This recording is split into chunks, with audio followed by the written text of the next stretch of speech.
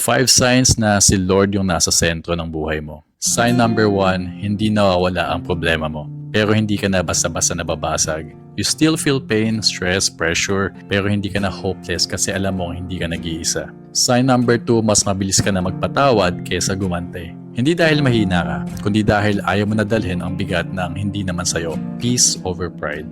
Sign number 3, mas malinaw na ang desisyon mo. Hindi lahat ng opportunity pinapatulan mo. Hindi lahat ng ingay sinusundan mo.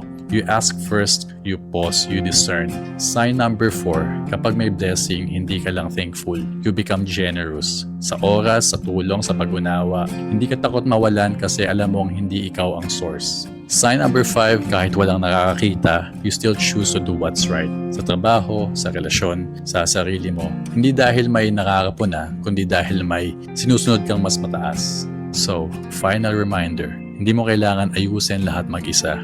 Ilapit mo lang sa Kanya kung hindi mo na kaya.